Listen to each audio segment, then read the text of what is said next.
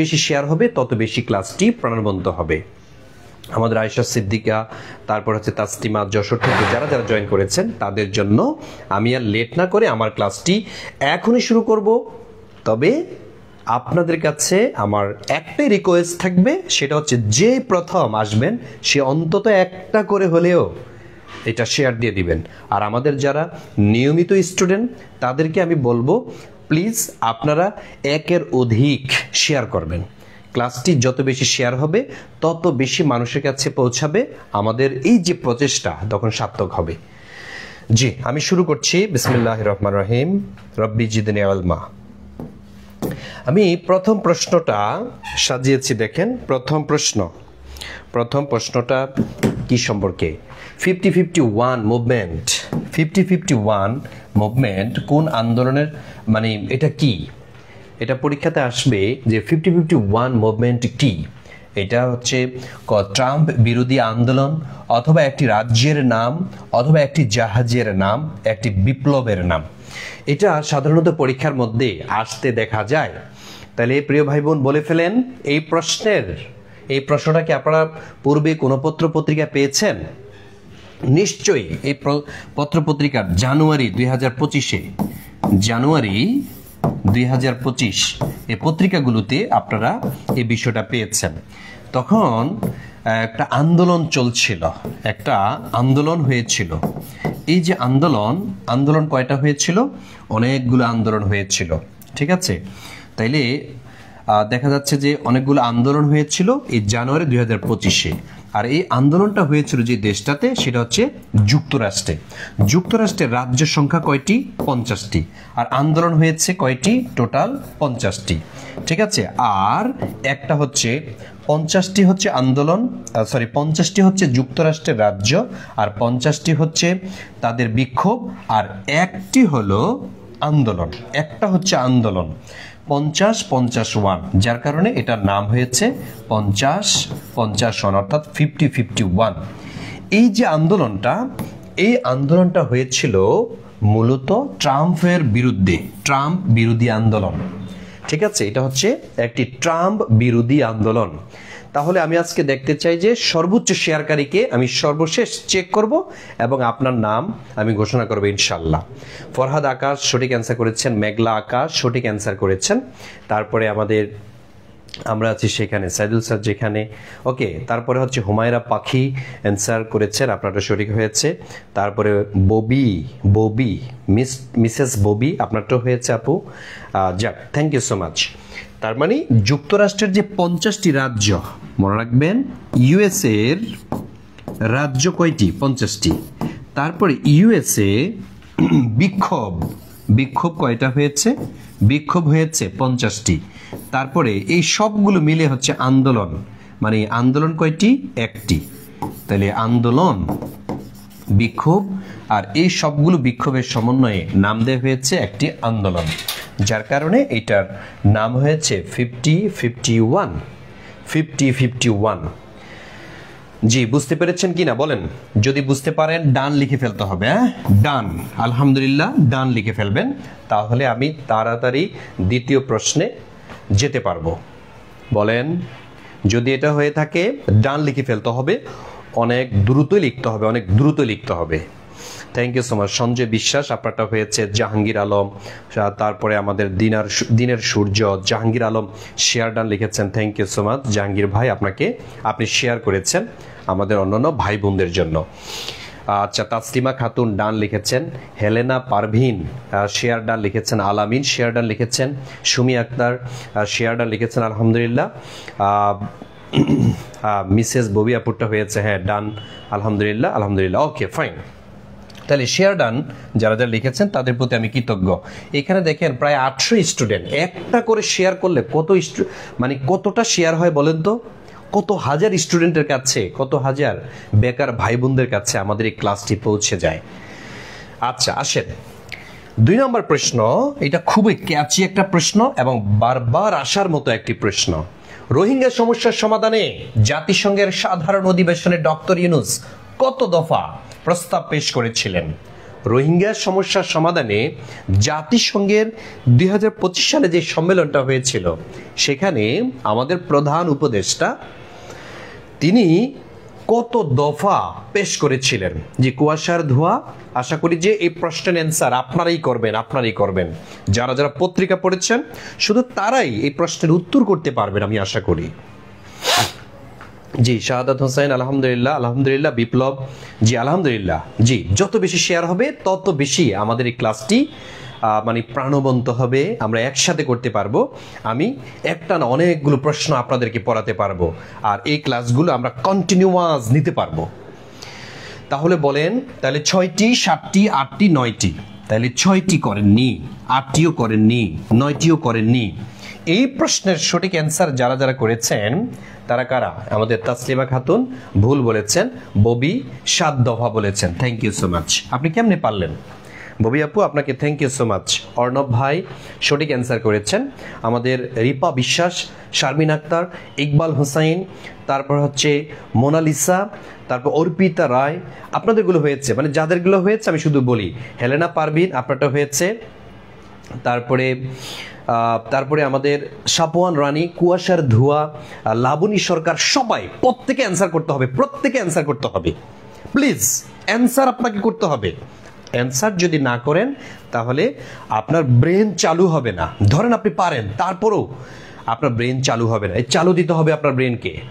জি হুমু আপনারটা হয়েছে, পলি আক্তার হয়েছে। Thank you so much.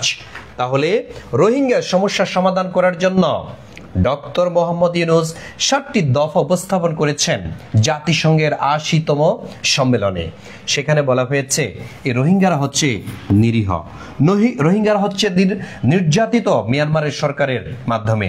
রোহিঙ্গারা এমন একটা জাতি যাদের নিজস্ব কি নেই বলেন, নিজস্ব দেশ নেই। নিজস্ব দেশ নেই বললেই চলে। এদের নাগরিকত্ব নেই। তাহলে নাগরিকত্ব এদের বাতিল করা হয়েছিল কবে? এটাই প্রশ্নটা 38তম বিসিএস এসেছিল। নাগরিকত্ব বাতিল, রোহিঙ্গাদের নাগরিকত্ব বাতিল করা হয়েছিল 1982 সালে। মিয়ানমারের সেনাপ্রধান, মিয়ানমারের সেনাশাসিত সরকার 1982 সালে রোহিঙ্গাদের নাগরিকত্ব বাতিল করে দেয়। এই সে রোহিঙ্গা যারা কোন রাজ্যে বসবাস করে? এরা হচ্ছে মিয়ানমারের একটা রাজ্য আছে, রাখাইন রাজ্যে বসবাস করে। তারা হচ্ছে রাখাইন রাজ্যে বসবাস করে। যদি প্রশ্ন আসে রাখাইনরা কোন ধর্ম অবলম্বী, মনে রাখতে হবে রাখাইনরা বৌদ্ধ ধর্ম অবলম্বী। অনেকে মুসলমান দিয়ে দিবে, বৌদ্ধ ধর্মের অনুসারী। তাইলে বৌদ্ধ ধর্মের অনুসারী কারা? তারা হচ্ছে রাখাইনরা। আর এই রাখাইন রাজ্যে বসবাসকারী রোহিঙ্গারা হচ্ছে মুসলিম। তার রোহিঙ্গারা হচ্ছে মুসলিম, কিন্তু এই যে রাখাইন রাজ্যে বসবাসরত, রাখাইন রাজ্যে যারা বসবাস করে তারা হচ্ছে বৌদ্ধ ধর্মাবলম্বী। তার রাখাইন রাজ্যের যারা হচ্ছে বসবাসকারী বা নাগরিক বর্তমানে তারা হচ্ছে বৌদ্ধ ধর্মাবলম্বী। রাখাইন রাজ্যে অধিকাংশ আবার রোহিঙ্গারা বসবাস করে। এই রোহিঙ্গারা কিন্তু মুসলিম। ঠিক আছে, তাহলে প্রশ্নটা দুইভাবে আসবে। রাখাইনরা কোন ধর্মাবলম্বী? তাহলে হবে বৌদ্ধ। রোহিঙ্গারা কোন ধর্ম অবলম্বী? তাহলে হবে মুসলিম। বলেন কলিজা ঢুকছে কিনা বলেন। যদি এটা হয়ে থাকে লেখেন আলহামদুলিল্লাহ ডান, 2K ডান। আলহামদুলিল্লাহ ডান লিখে ফেলেন, আলহামদুলিল্লাহ ডান। অথবা আপনি লিখবেন ইয়েস স্যার নেক্সট, অথবা নেক্সট লেখেন, অথবা ইয়েস লেখেন। ঠিক আছে, ইয়েস লিখেন। জি সঞ্জয় বিশ্বাস সঠিক বলেছেন আপনি। সুলতানা রাজিয়া আপনারটা হয়েছে। তারপরে আমাদের মনিয়া ঠিক বলেছেন আপনি। তারপরে লুৎফা, তারপরে হচ্ছে মোস্তাফিজুর রহমান ইউনুস, আফসানা মিমি, আফসানা হেলেনা পারভিন আলহামদুলিল্লাহ বলেছেন, আলহামদুলিল্লাহ। তারপরে শহীদুল ইসলাম আপনারটা সঠিক হয়েছে, জায়েদ, তারপর পারভিন, তারপর হচ্ছে শামিমা আক্তার, সারমিন, জান্নাতুল ফেরদৌস, তারপরে হচ্ছে তাজমুল ইসলাম, তারপরে মনি, জাহিদুল ইসলাম। সবারটা হয়েছে আলহামদুলিল্লাহ, আলহামদুলিল্লাহ। আর সবাই শেয়ার করেছেন কিনা দেখেন, শেয়ার যদি না করে থাকেন তাইলে কিন্তু এই ক্লাস আর আমরা নিব না, শেয়ার করতে হবে। আপনাদের কাজ হচ্ছে এসে একটা শেয়ার করে দিবেন, এটাই হচ্ছে আজকের ক্লাসের পাওনা আপনাদের কাছ থেকে আমরা, ঠিক আছে? আপনাদের কাছে এটা হচ্ছে ডিমান্ড। আসেন 3 নম্বর প্রশ্ন, 2025 সালে জাতিসংঘের সাধারণ পরিষদের কততম বৈঠক অনুষ্ঠিত হয়েছিল? এই যে 2025 সালে ডক্টর ইউনূস জাতিসংঘের সাধারণ পরিষদে অংশগ্রহণ করেছিলেন, এটা কততম ছিল? এটা কি 79তম, নাকি 80তম, নাকি 90তম, নাকি 91তম? হ্যাঁ, এটা একটু অ্যান্সার করেন তো, যে কমেন্ট করতে চায় না। আচ্ছা, রিপা বলছে কমেন্ট করতে আপনি চান না, এত অলস না, কমেন্ট করতে হবে আপনাকে, অথবা খাতায় লিখতে হবে আপনাকে, অথবা মনোযোগ সহকারে শুনে 2টা কাজ করতে হবে, হয় কমেন্টস করে দিবেন অথবা আপনি খাতায় লিখে ফেলবেন, তাইলে এটা কলিজায় ঢুকবে। তাহলে আমাদের বিপুল অ্যান্সার করেছেন 79তম নাকি 80তম? আচ্ছা, তাহলে এটার সঠিক অ্যান্সার হচ্ছে 80তম। আর ডক্টর মোহাম্মদ ইউনূস ক্ষমতা গ্রহণ করার বছর সেপ্টেম্বরে যে জাতিসংঘের সাধারণ পরিষদের সম্মেলন হয়, ওই সম্মেলনে জয়েন করেছিলেন, সেটা ছিল 79তম। তাহলে ডক্টর ইউনূস বাংলাদেশের সরকার প্রধান হিসেবে জাতিসংঘের সাধারণ পরিষদে কয়বার জয়েন করেছিলেন? 2 বার। এটা আসতে পারে, ডক্টর মোহাম্মদ ইউনূস বাংলাদেশের সরকার প্রধান হিসাবে বা উপদেষ্টা হিসাবে জাতিসংঘের সাধারণ পরিষদে কয়বার অংশগ্রহণ করেছিলেন? উত্তর হবে 2 বার। এভাবেও আসতে পারে প্রশ্নটা, ঠিক আছে? তাহলে আমরা দেখলাম এই 80তম হয়েছিল এই বৈঠকটি, 80তম বৈঠকেই ডক্টর মোহাম্মদ ইউনূস অংশগ্রহণ করেছিলেন। তাহলে বলেন ডান, এটা ডান কিনা? এটা যদি হয়ে থাকে আমি চলে যাচ্ছি কবির উদ্দিন, তারপর আলামিন, তারপরে মজুমদার, আনিতা মজুমদার, টুনু সোহেল, তারপরে হচ্ছে তাসমিন, তারপরে আমাদের মনি আপু, আমাদের সাথে জয়েন করেছে তাসলিমা, তারপর হচ্ছে Mou Akter. Thank you so much, thank you. Done. যদি ডান হয় আমি পরের প্রশ্নে যাই।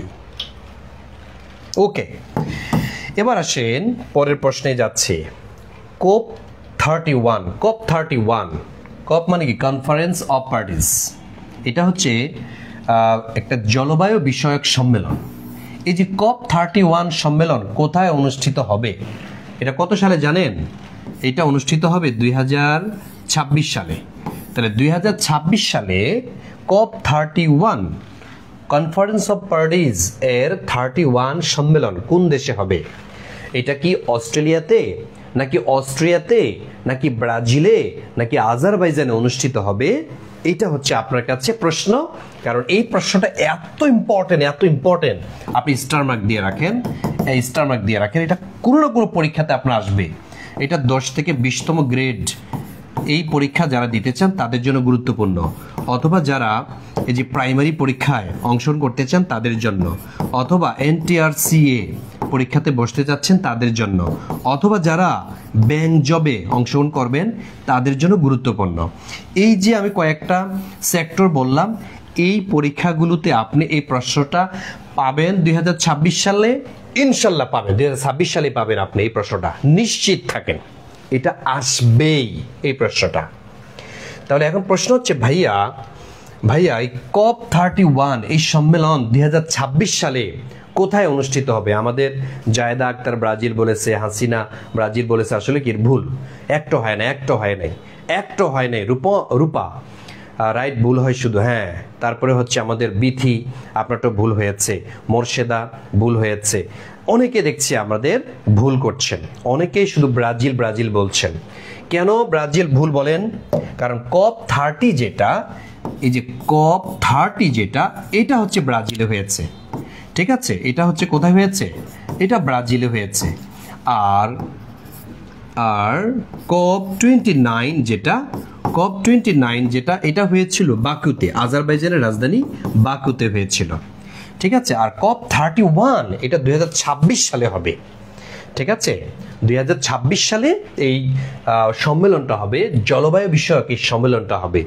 এইটা নির্ধারণ করা হয়েছে কোথায়? এটা নির্ধারণ করা হয়েছে অস্ট্রেলিয়ায়।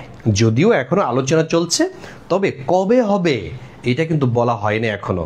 26 সালের কত তারিখে হবে এটা এখনো বলেনি, কিন্তু এই অস্ট্রেলিয়া, এখানে এই সম্মেলনটা হবে।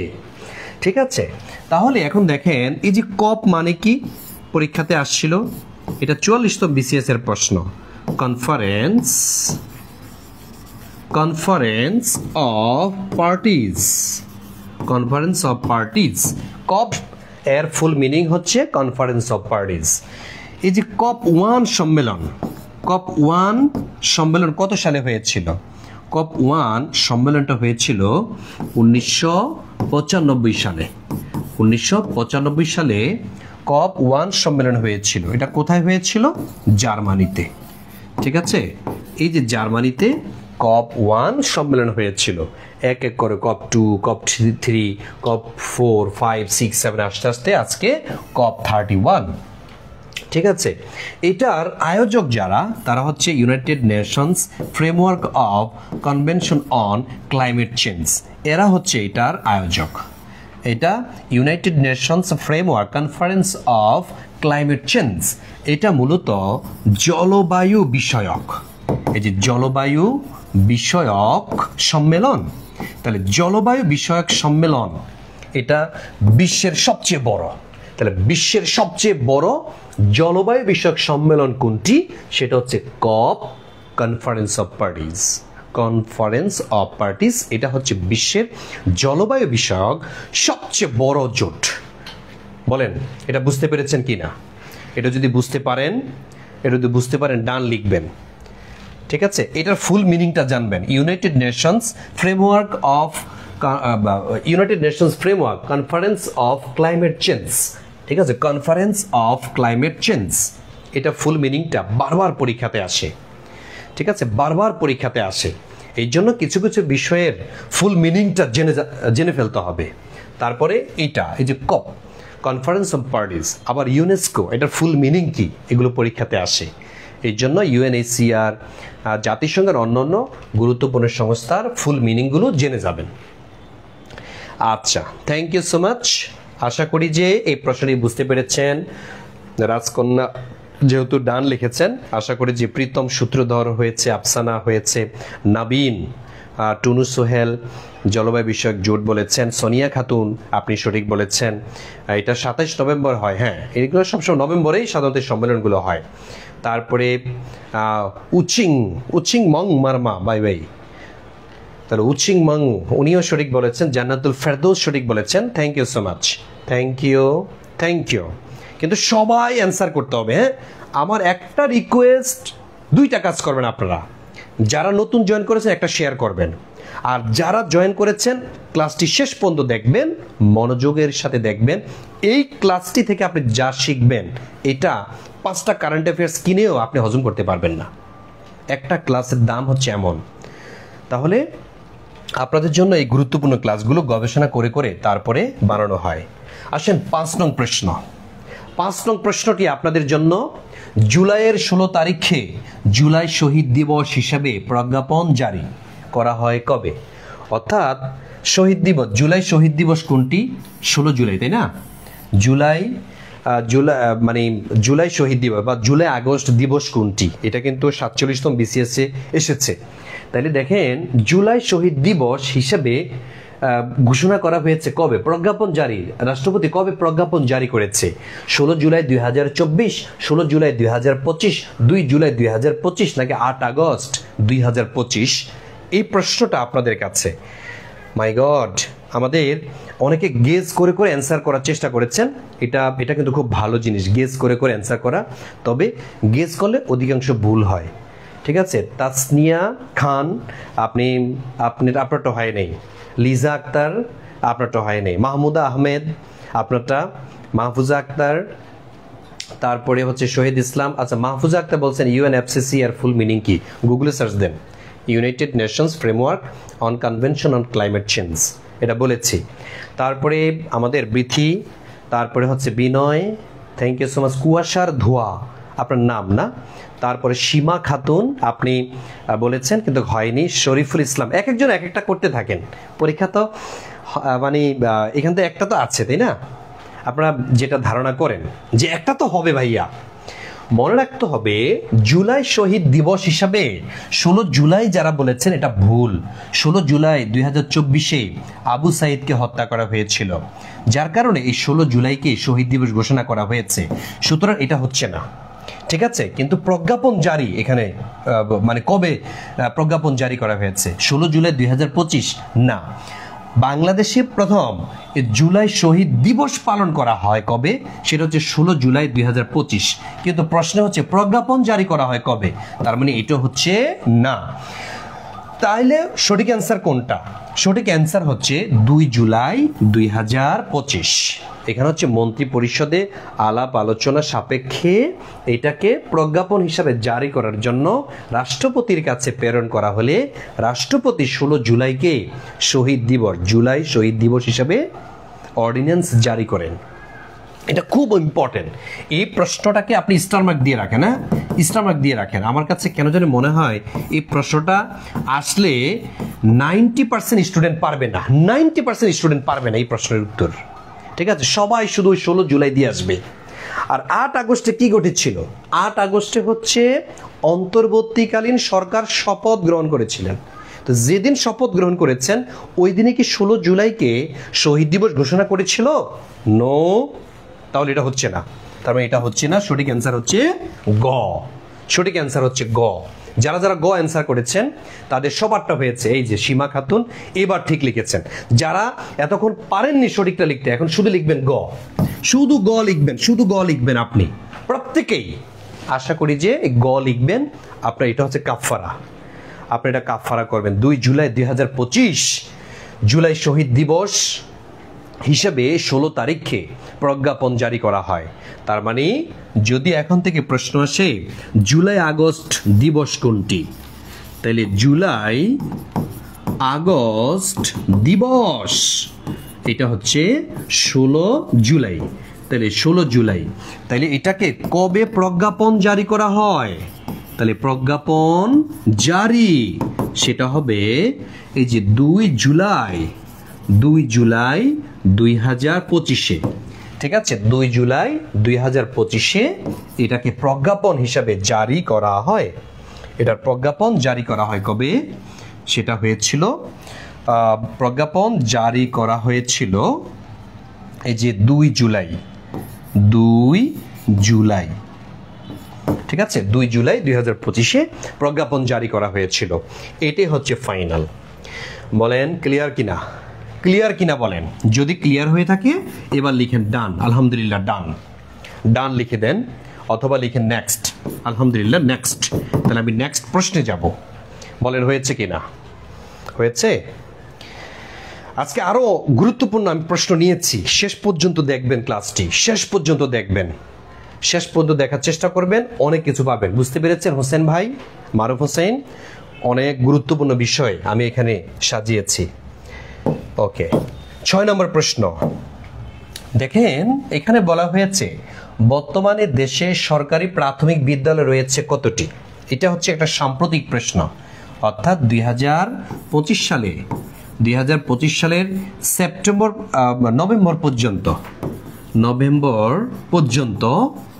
নভেম্বর পর্যন্ত বাংলাদেশে সরকারি প্রাথমিক বিদ্যালয় রয়েছে কতটি? এটা হচ্ছে যারা প্রাইমারিতে পরীক্ষা দিতে যাবেন আপনাদের জন্য গুরুত্বপূর্ণ। আপনাদের জন্য এত গুরুত্বপূর্ণ এই প্রশ্নটি, আমার মনে হচ্ছে এখান থেকে একটা প্রশ্ন পেয়ে যাবেন। যারা প্রাইমারিতে পরীক্ষা দিতে যাবেন প্রাইমারির ইতিহাসটা পড়ে যাবেন। কবে প্রাইমারি শিক্ষা আইন জারি করা হয়, কবে বাংলাদেশে বাধ্যতামূলক প্রাথমিক শিক্ষা আইন জারি করা হয়, তারপরে হচ্ছে প্রাইমারি শিক্ষা অধিদপ্তরের নাম কি, এটা কবে গঠিত হয়েছিল। আবার যারা নিবন্ধন পরীক্ষা দিতে যাবেন, 19তম নিবন্ধন বা আপনি নিবন্ধন পরীক্ষার ভাইভাতে যাবেন অথবা পরীক্ষাতে বসবেন, আপনাকে নিবন্ধন সম্পর্কে বা এনটিআরসিএ সম্পর্কে আপনাকে ভালো ধারণা রাখতে হবে। আবার যারা বিসিএস পরীক্ষা দিতে যান, বিসিএস সম্পর্কে একটা আইডিয়া রাখতে হবে যে বিসিএস বা পিএসসি এটা সংবিধানের কত নং অনুচ্ছেদে বলা আছে, বা সরকারি কর্ম কমিশন সংবিধানের কত নং অনুচ্ছেদের মধ্যে বলা আছে, এগুলো পরীক্ষাতে আসে, এই জন্য আপনাকে পড়তে বলছি আমি। তাহলে আমাদের শামজাহান নয়নমণি আপনারটা হয়েছে, নাইম নবরাজ আপনারটা হয়েছে, তারপর ইকবাল হোসেন ভাই আপনারটা হয়েছে, লিজা আক্তার হয়েছে, থ্যাংক ইউ সো মাচ। তার মানে সঠিক অ্যান্সার হচ্ছে এটা 65। সরাসরি সরকারি কয়টি? সরকার নিয়ন্ত্রিত হচ্ছে 65,567টি। 65,567টি সরকারি প্রাথমিক বিদ্যালয় রয়েছে, ঠিক আছে।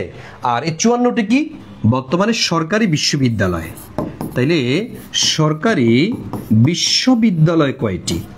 সরকারি বিশ্ববিদ্যালয় যদি বলা হয় তাহলে 54, এখন আবার আরেকটি হয়েছে, টোটাল 55টি, ঠিক আছে। সরকারি বিশ্ববিদ্যালয় বা পাবলিক ইউনিভার্সিটি বাংলাদেশে কয়টি?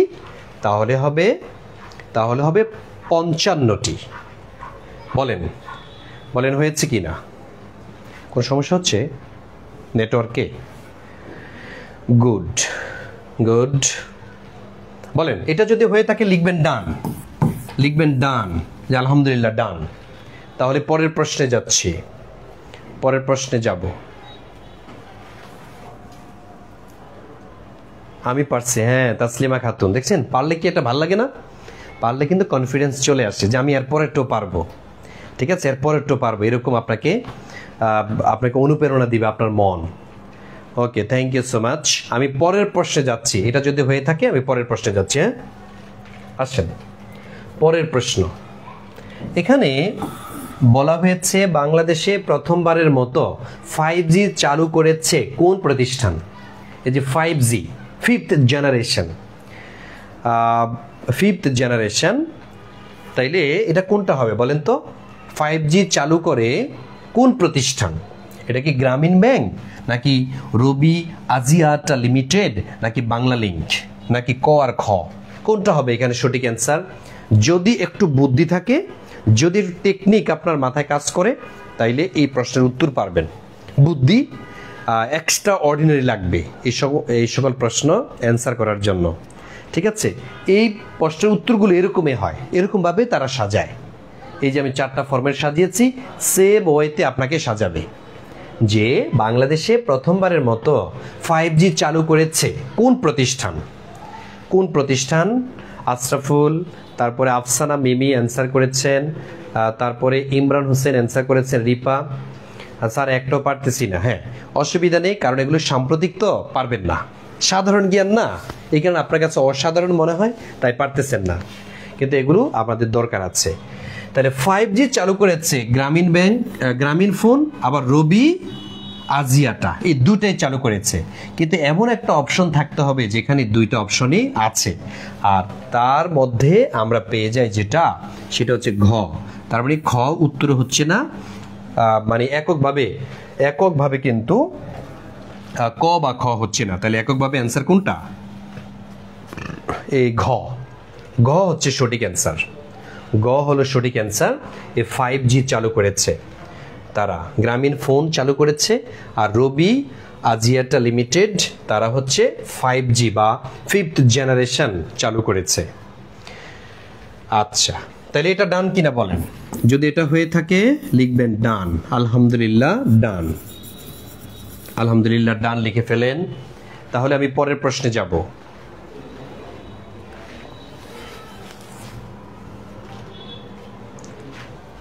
শেষ হয়েছে? ওকে, আলহামদুলিল্লাহ স্যার হয়েছে আমারটা। ইয়েস, সুরাইয়াম সুমু, টুনু সোহেল, ইয়েস। তারপরে আমাদের সঞ্জয় বিশ্বাস, ওবায়দুল্লাহ খান, দেখছেন আলহামদুলিল্লাহ পারতেছেন না? পারবেন, আরও পারবেন, ঠিক আছে, আরও পারবেন। ধৈর্য ধরতে হবে, একসাথে আপনি একবারে সব প্রশ্ন উত্তর পারবেন না। আবার যখন পারা শুরু করবে দেখবেন সব হচ্ছে। চাকরি হওয়া শুরু হইলে দেখুন হচ্ছে আর হচ্ছে, নিবন্ধনে হয়, প্রাইমারিতে হবে, 10 থেকে 20তম গ্রেডের হবে, বিসিএস পরীক্ষা দিলেও দেখবেন হয়ে গেছে। যখন আপনার নসিব খুলে যায়, যখন আপনার স্পিড চলে আসে, তখন হইতেই থাকবে। এটাই হচ্ছে জীবনের গতি। ট্রেনের মতো চলে এটা। আলহামদুলিল্লাহ। ঠিক আছে, পরের প্রশ্ন আসি। এখানে বলা হয়েছে বর্তমানে সাক্ষরতার হার কত। বর্তমানে অর্থাৎ 2024 সালে মূলত হচ্ছে অর্থনৈতিক সমীক্ষা হয়েছে, এ পর্যন্ত হয়নি। তাহলে সমীক্ষা অনুযায়ী সাক্ষরতার হার কত? 77.9%, 74.66%, 1.22%, নাকি কোনোটি নয়? তাহলে এই প্রশ্নের অ্যান্সার আপনি কিভাবে করবেন? মনে রাখবেন, অর্থনৈতিক সমীক্ষা যদি বলা হয় অর্থনৈতিক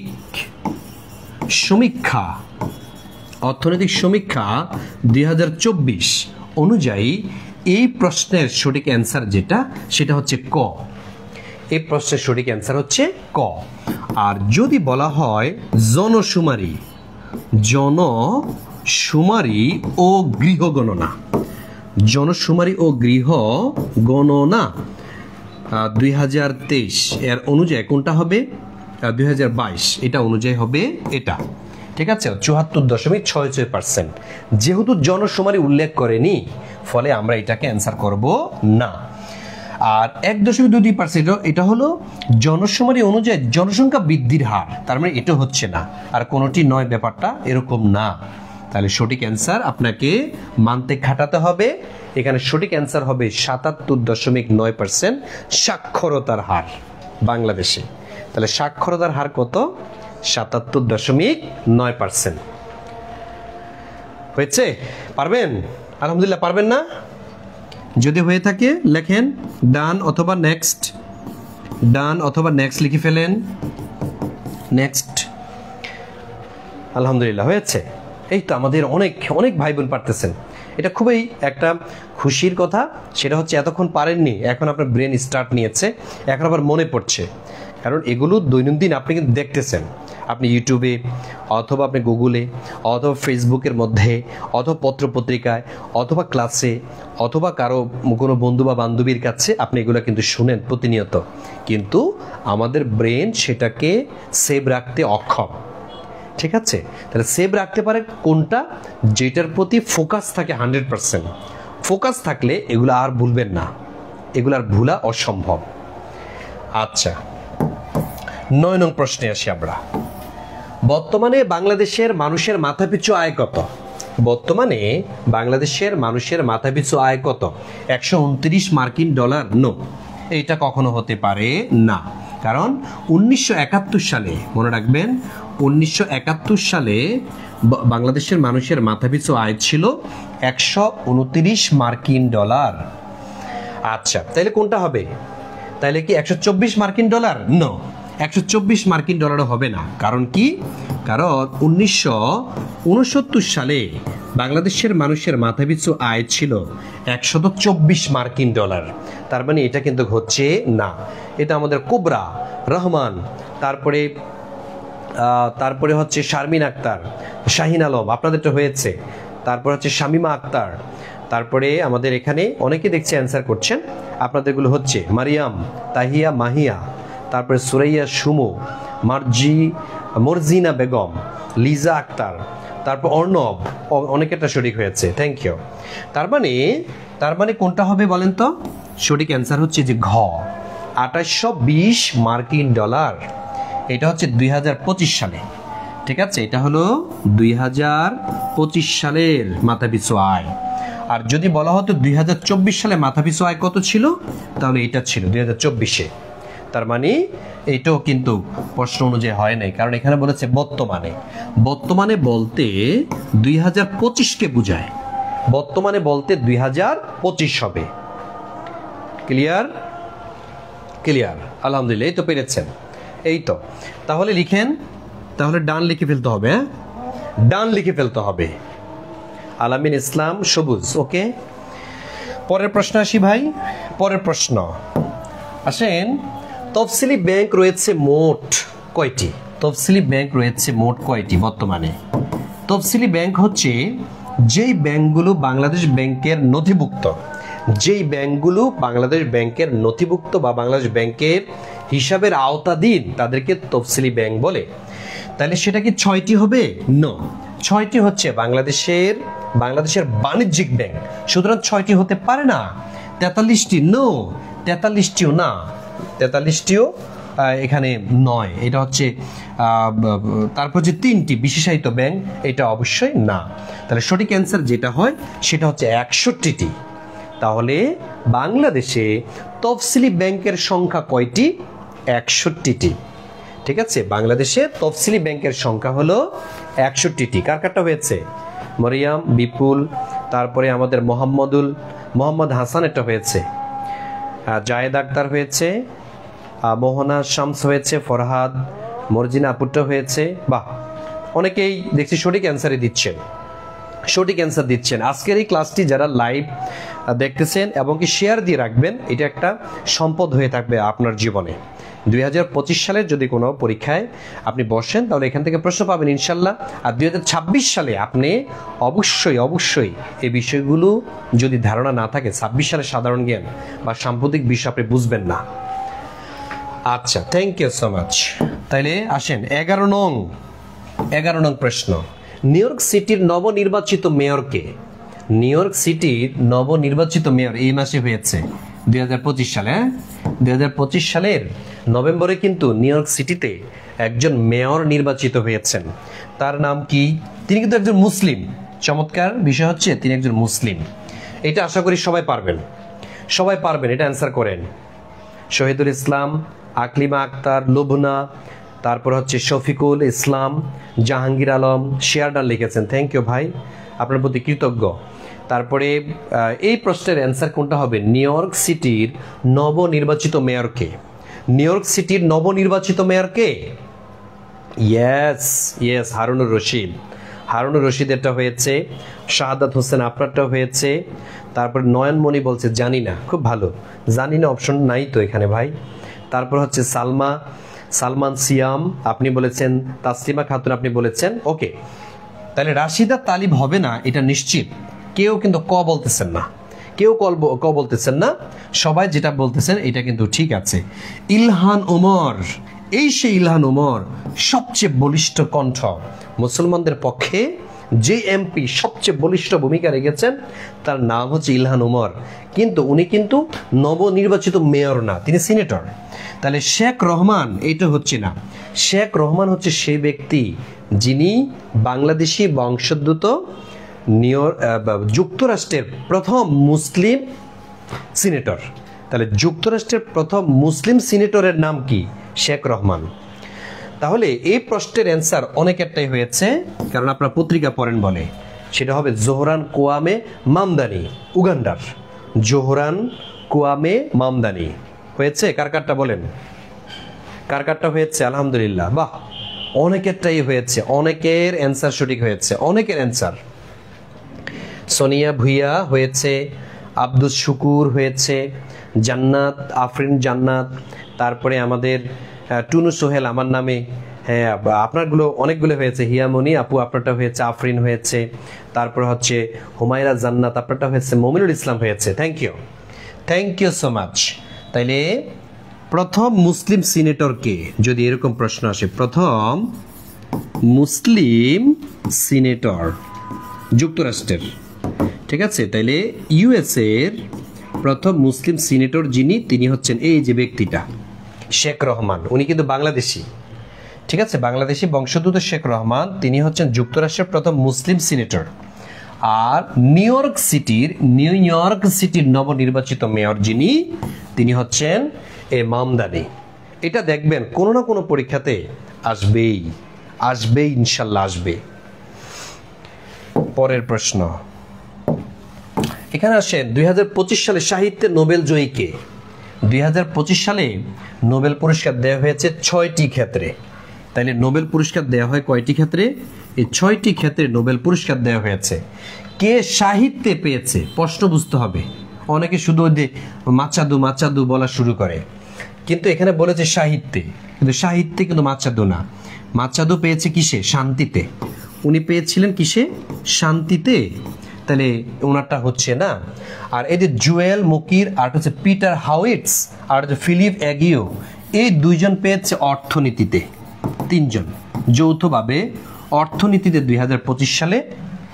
নোবেল পুরস্কার পেয়েছে, কিন্তু সাহিত্যে নোবেল পুরস্কার পেয়েছে যিনি, তার নাম হচ্ছে লাজলো ক্রাসনাহোরকাই। এত বড় নাম, মানে এটা একটা শাস্তি আর কি। আপনি কেন চাকরির পরীক্ষা দিবেন, কেন আপনাকে মুখস্থ এত সহজে করে ফেলবেন, এটা কিন্তু হবে না। এমন নাম রাখা দিবে মুখস্থ করতে যাতে আপনার দাঁত ভেঙে যায়। ঠিক আছে, দেখেন লাজলো ক্রাসনাহোরকাই। আর আমাদের নাম কত সহজ, দেখেন সোহেল স্যার, আমাদের হিয়ামনি আপু, এই যে জিশান, কত রহমান, জায়েদ, অনুর বিশ্বাস, আজমির আক্তার, কত সহজ না নামগুলো। এগুলো করে নোবেল দেয় না, নোবেল দিবে এমন নাম যেগুলো হচ্ছে কঠিন নাম। সুতরাং আপনাদের সন্তানদের নাম কঠিন করে রাখবেন, তাইলে নোবেল পুরস্কার পাবেন। ওনার মতো সেকলোভস্কি এরকম রাখবেন, তাতার তাস এরকম শুধু আপনি কঠিন করে রাখবেন নাম, তাহলে নোবেল পুরস্কার পেয়ে যাবেন। ঠিক আছে, আচ্ছা তাহলে পরের প্রশ্ন দ্রুত, নামাজের টাইম হয়ে গেছে। বর্তমানে পৃথিবীতে মোট কতটি ভাষা রয়েছে? বর্তমানে পৃথিবীতে কতটি ভাষা রয়েছে? এটা বর্তমান বলতে কিন্তু 2025 মনে রাখবেন। 2025 সালে কতটি ভাষা রয়েছে? 7099টি। ইয়েস, প্রায় 7000। নো, 7000-এর উপরে। ইয়েস, তাহলে ক খ। তার মানে হচ্ছে এখানে দুইটা অ্যান্সার সঠিক হচ্ছে, দুইটা অ্যান্সার কি হচ্ছে? সঠিক হচ্ছে। এটা মূলত আসলে ক হবে না, এটা হবে গ, এটা হবে গ, গ অ্যান্সার হবে। এই যে গ, ক প্লাস গ। তখন আর আমি এককভাবে এটাকে অ্যান্সার দিতে পারি না। তাহলে এখানে সঠিক অ্যান্সার কোনটা হবে? এখানে সঠিক অ্যান্সার হবে এটা ক প্লাস গ। 7099টি ভাষা রয়েছে আমাদের এই পৃথিবীতে। তাই এটা তো 7000-এর উপরে, তাই না? 99 মানে কি 7000-এর উপরে না? তার মানে এটা হচ্ছে। সুতরাং এই প্রশ্নের সঠিক অ্যান্সার হবে ক প্লাস গ। তাহলে প্রশ্নের প্যাটার্নটা আপনাকে বুঝতে হবে। প্রশ্নের প্যাটার্ন যদি আপনি বুঝতে পারেন, অ্যান্সার করতে পারবেন। আচ্ছা, এই তো আমাদের প্রিয়া আপু অ্যান্সার করেছেন, মর্জিনা বেগম অ্যান্সার করেছেন, ফজিলা তুন্নেসা দিনের সূর্য অ্যান্সার করেছে, জোনাকি আলো অ্যান্সার হয়েছে। ডান এটা লিখতে হবে আপনাকে, ডান লিখতে হবে। আর আপনাকে পুরো সংখ্যাটা না লিখে ক খ গ গ যেটা অ্যান্সার সঠিক মনে হয় ওটাই লিখবেন। আচ্ছা, 14 নং প্রশ্ন। বর্তমান বিশ্বে অর্থনীতিতে তৃতীয় অবস্থানে রয়েছে কোন দেশ? এটা 2025 সালে। 2025 সালে অর্থনীতিতে শীর্ষ দেশ কোনটি? সাম্প্রতিক এই বিষয়টা দেখেন, আপনারা অনেকেই যুক্তরাষ্ট্রকে দিয়ে দিবেন। যুক্তরাষ্ট্র হচ্ছে না, কারণ কি? যুক্তরাষ্ট্র কিন্তু 1 নম্বরে আছে অর্থনীতিতে। 1 নং কে? যুক্তরাষ্ট্র। ঠিক আছে, 1 নং হলো 1 নম্বরে রয়েছে এই যুক্তরাষ্ট্র, তার মানে এটা হচ্ছে না। আর 2 নাম্বার কে রয়েছে? দ্বিতীয় অবস্থানে রয়েছে চীন, তার মানে এটা হচ্ছে না। আর তৃতীয় অবস্থানে রয়েছে ভারত, তার মানে এটা হতে পারে, এটা হতে পারে। তার মানে ক খ আমরা দিতে পারছি না। সঠিক অ্যান্সার যারা ভারত দিয়েছেন তাদেরটা হয়েছে, ভারত যারা দিয়েছেন তাদেরটা হয়েছে। আলহামদুলিল্লাহ, হয়েছে না? বিশ্বে অর্থনীতিতে তৃতীয় অবস্থানে রয়েছে এই ভারত। আচ্ছা, এবার আসেন 15 নং প্রশ্ন। সম্প্রতি দেশে ফ্রিল্যান্সার অ্যাকাউন্ট চালু করে কোন ব্যাংক? ফ্রিল্যান্সার অ্যাকাউন্ট চালু করে কোন ব্যাংক? এটা কি ডাচ বাংলা ব্যাংক, নাকি গ্রামীণ ব্যাংক, নাকি রূপালী ব্যাংক, নাকি স্ট্যান্ডার্ড চার্টার্ড ব্যাংক? তাহলে এই প্রশ্নের ফ্রিল্যান্সার অ্যাকাউন্ট চালু করে বাংলাদেশের সর্বপ্রথম যে ব্যাংকটি, সেটা হবে স্ট্যান্ডার্ড ব্যাংক। সেটা হবে স্ট্যান্ডার্ড ব্যাংক। ঠিক আছে, স্ট্যান্ডার্ড ব্যাংক হচ্ছে বাংলাদেশে প্রথম এই ফ্রিল্যান্সার অ্যাকাউন্ট চালু করে। ফ্রিল্যান্সার অ্যাকাউন্ট চালু করে Standard Chartered bank, Standard Chartered bank. Okay, 16 নং প্রশ্ন। এবার আসেন, বাংলাদেশের স্টার্লিং ব্যবসা করার লাইসেন্স পায় কত তারিখে? বাংলাদেশ স্টার্লিং ব্যবসা, এই যে স্টার্লিংকের ব্যবসা করার লাইসেন্স বাংলাদেশকে দেয়া হয়েছে কবে? 28 এপ্রিল 2025, 25 ফেব্রুয়ারি 2018, 14 অক্টোবর 2012, 1997। নো, একটাও হচ্ছে না। এই নিচের তিনটার একটাও হচ্ছে না। সঠিক অ্যান্সার যেটা হবে সেটা হচ্ছে 28 এপ্রিল। 28 এপ্রিল 2025-এ এই স্টার্লিং ব্যবসার লাইসেন্স দেওয়া হয়। আর বাংলাদেশে 4G চালু, মনে রাখবেন, এই যে বিডি মানে বাংলাদেশে 4G চালু করা হয় কবে? 4G চালু হয়েছিল 25 ফেব্রুয়ারি 2018। আবার বাংলাদেশে 3G চালু হয়েছিল কবে? বাংলাদেশে 3G চালু হয়েছিল 14 অক্টোবর 2012 সালে। এবার আসেন, বাংলাদেশে 2G চালু করা হয় কবে? 2G চালু হয়েছিল 1997 সালে। ঠিক আছে, তাহলে বাংলাদেশে 4G 3G 2G চালুর সালটা আমি দিয়েছি, আর স্টারলিংকের সাথে সঠিক অ্যান্সার যেটা সেটা হচ্ছে এটা। এগুলি স্ক্রিনশট দিয়ে ফেলেন, প্রয়োজন স্ক্রিনশট দিয়ে ফেলেন। এগুলো আপনি কোথাও পাবেন না একসাথে এগুলো পাবেন না, আর বুঝবেনও না আপনি। এই জন্য স্ক্রিনশট দিয়ে ফেলতে হবে। বাংলাদেশে 4G কবে চালু হয়, 5G কবে চালু হয়, 3G কবে চালু হয়, 2G কবে চালু হয়েছে। বাংলাদেশে 1997 সালে এই হচ্ছে 2G চালু হয়েছে, যে বছর বাংলাদেশে ইন্টারনেট এসেছিল। ঠিক আছে, আচ্ছা, থ্যাংক ইউ সো মাচ। এটা হচ্ছে স্ক্রিনশট নিয়ে ফেলবেন। হ্যাঁ, পরের প্রশ্নে আসি। শহীদ রাজাই বন্দর কোথায়? শহীদ রাজাই বন্দর, যেখানে ভয়াবহ একটা বিস্ফোরণ হয়েছিল। ঠিক আছে, কিছুদিন আগে একটা বিস্ফোরণ হয়েছিল না, পত্রিকা পেয়েছেন না? বিস্ফোরণ হয় কবে? 2025 সালের নভেম্বরে ভয়াবহ এক বিস্ফোরণ হয়েছিল শহীদ রাজাই বন্দরে। এটা কোন দেশে? মনে রাখতে হবে, এটা মুখস্থ করতে হবে। ইরাকে নো, ফিলিস্তিনে নো, বাংলাদেশে নো, তার মানে হচ্ছে ইরানে শহীদ রাজাই বন্দর। তাহলে ইরানে হচ্ছে শহীদ রাজাই বন্দরের অবস্থান। এটা বর্তমানে সবচেয়ে আলোচিত। আচ্ছা, ডান। আমি দ্রুতই যাচ্ছি কারণ অনেকগুলো প্রশ্ন পড়াচ্ছি। জাতীয় ঐক্যমত্য কমিশনের সভাপতি কে? এই প্রশ্নটা আপনি স্টার মার্ক দেন তো, এটা অনেক গুরুত্বপূর্ণ। এটা জাতীয় ঐক্যমত্য কমিশনের সভাপতি কে? আলী রিয়াজ, আসিফ নজরুল, ডক্টর ইউনুস, সালাউদ্দিন। এটা অ্যান্সার কে করতে পারবেন? আলী রিয়াজ অনেকে বলবেন, কিন্তু এটা হবে না। আলী রিয়াজ না। আলী রিয়াজ হচ্ছে সংবিধান সংস্কার কমিশনের প্রধান, কিন্তু উনি বর্তমানে চলে গেছেন। সংবিধান পরিবর্তন হয় না বলে ওনার কাজ শেষ, উনি চলে গিয়েছেন। তারপরে হুমায়রা পাখি হয়েছে, মনি, তারপরে ফজিলাতুন নেসা সঠিক হয়েছে, শাহিন আলম সঠিক হয়েছে, তারপরে আমাদের ফরহাদ সঠিক হয়েছে। Thank you. তাহলে আসিফ নজরুল যারা দিচ্ছেন তাদেরটা ভুল হয়েছে। আপনার বড় ভক্ত আমি। আচ্ছা, ফরিদা খাতুন আমার বড় ভক্ত, অনেক বড়। কত বড়? অনেক বড় না? আচ্ছা, তারপরে এই ডক্টর ইউনুস যারা দিয়েছেন, ঠিক আছে, ভয়ে না, মানে আপনি পারেন এই কারণে দিয়েছেন, তাদেরটা সঠিক হয়েছে। আগে তো অপশনের মধ্যে এই বঙ্গবন্ধু অথবা শেখ মুজিব নাম থাকলে দিয়ে ফেলতাম যে এইটা হবে, অনেকে ভয়ে অ্যান্সার করে ফেলতো। তাহলে এই প্রশ্নের সঠিক অ্যান্সার হচ্ছে ডক্টর ইউনুস অথবা প্রধান উপদেষ্টা। ঠিক আছে, প্রধান উপদেষ্টা। এই প্রধান উপদেষ্টা হলো ডক্টর ইউনুস, তিনি হচ্ছেন ঐকমত্য কমিশনের সভাপতি।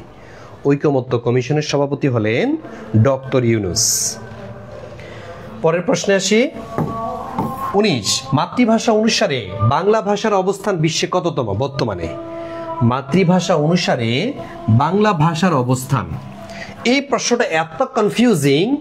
এই প্রশ্নটা 98 ভাগ স্টুডেন্ট ভুল করবে।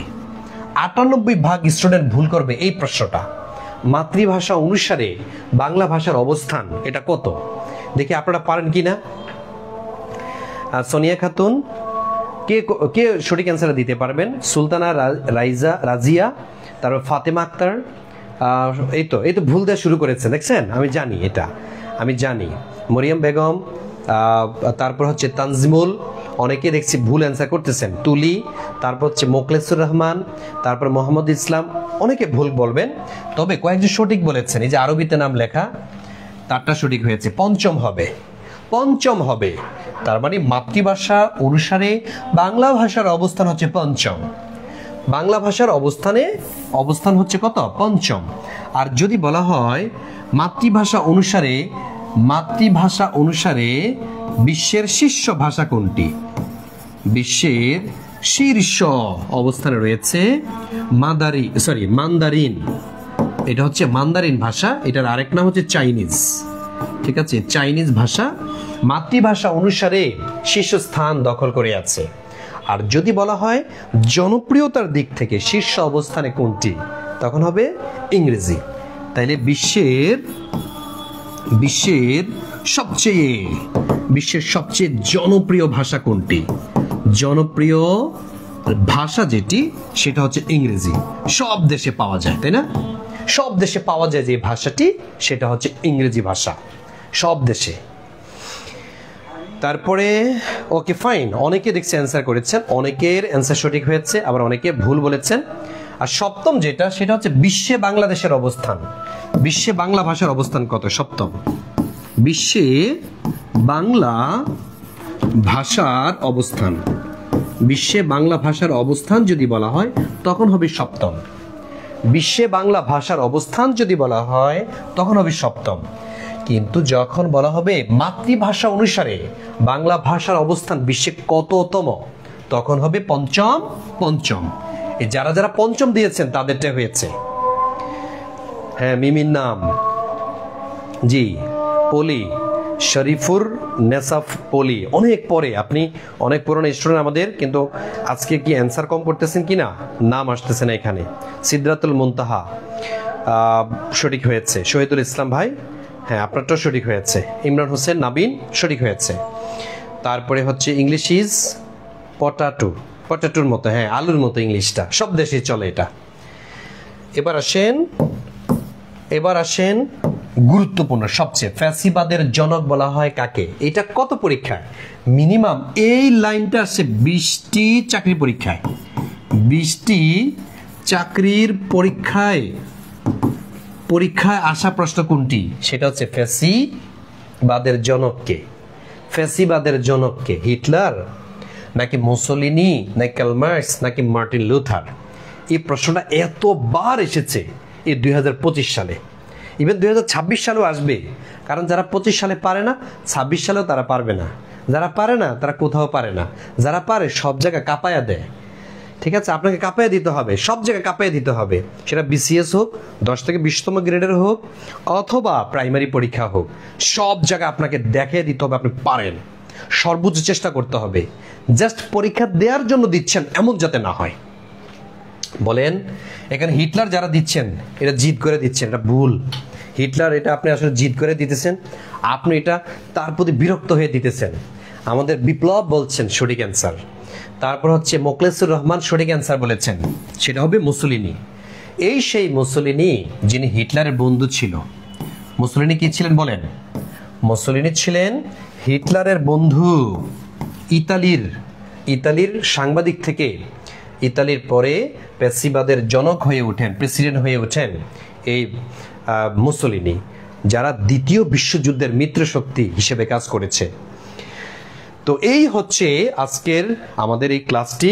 যারা যারা এতক্ষণ পর্যন্ত আমার সাথে যুক্ত ছিলেন, ক্লাস কেমন লাগলো একটু জানাবেন আপনারা, কারণ আপনাদের রিয়াকশনের উপরেই আমি পরবর্তী ক্লাসটা ডিজাইন করব। আর বলে রাখি, আজকে রাত